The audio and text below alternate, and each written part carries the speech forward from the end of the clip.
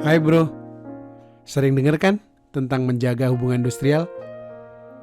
Namun prakteknya saat ini tempat kerja belum semua menerapkan hubungan industrial yang harmonis dan berkeadilan. Bahkan akhir-akhir ini sering muncul perselisihan antara pelaku usaha dengan pekerjanya. Yang parahnya lagi, sekarang ini kebanyakan untuk menyelesaikan permasalahan dikit-dikit dibawa ke pengadilan. Dikit-dikit dibawa pengadilan. Iya kan? Lalu, bagaimana agar hubungan industrial tetap terjalin harmonis dan juga berkeadilan? Yuk sama-sama kita diskusikan mengenai hubungan industrial. Tapi jangan di skip ya.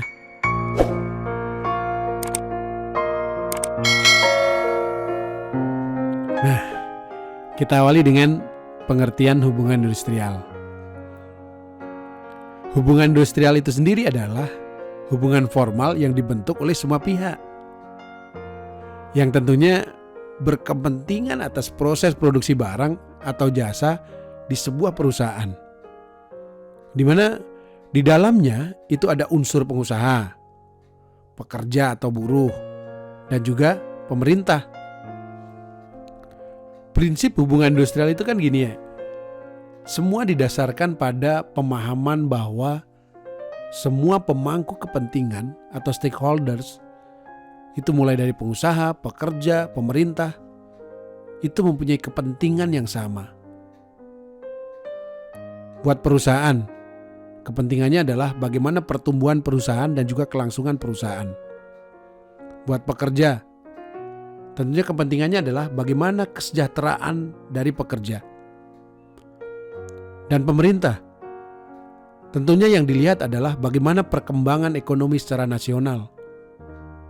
Jadi, tiga unsur ini sangat berkaitan dan sangat berkepentingan. Oleh karena itu, menjadi penting hubungan industrial itu gak cuma slogan, tapi hubungan industrial itu bisa terjalin dengan mengedepankan prinsip-prinsip yang ada dalam hubungan industrial. Yuk kita cermati prinsip-prinsip hubungan industrial.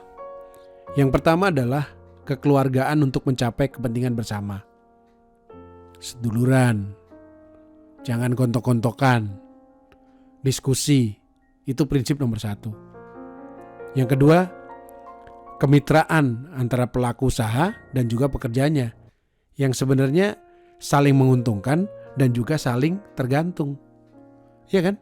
Coba, ada pekerjanya, gak ada pengusahanya, mau ngapain? Begitu juga dibalik, ada pengusahanya, gak ada pekerjanya, gimana? Gak bisa jalan juga kan produksinya? Yang ketiga, hubungan fungsional dan pembagian tugas. Masing-masing mempunyai peran dan fungsi masing-masing. Yang keempat, penciptaan ketenangan berusaha dan ketentraman bekerja. Jadi kenyamanan bekerja, ketenangan berusaha itu adalah kunci bagaimana kemudian perusahaan tetap berlangsung dan tumbuh tentunya. Yang kelima, peningkatan produktivitas. Peningkatan produktivitas itu akan menjadi otomatis ketika kenyamanan itu terjadi. Yang keenam, peningkatan kesejahteraan bersama. Ujung-ujungnya ketika kemudian hubungannya itu menjadi harmonis, maka tumbuh perusahaannya, sejahtera karyawannya. Ya kan? Nah, sementara dalam mendukung prinsip-prinsip hubungan industrial itu harus ada sarana dan juga lembaga-lembaga pendukungnya. Baik dari sisi pemerintah, dari sisi pengusaha, maupun dari sisi pekerja. Dari sisi pemerintah, sarana yang harus disiapkan adalah peraturan perundang-undangan. Dalam hal ini, Undang-Undang Ketenagakerjaan.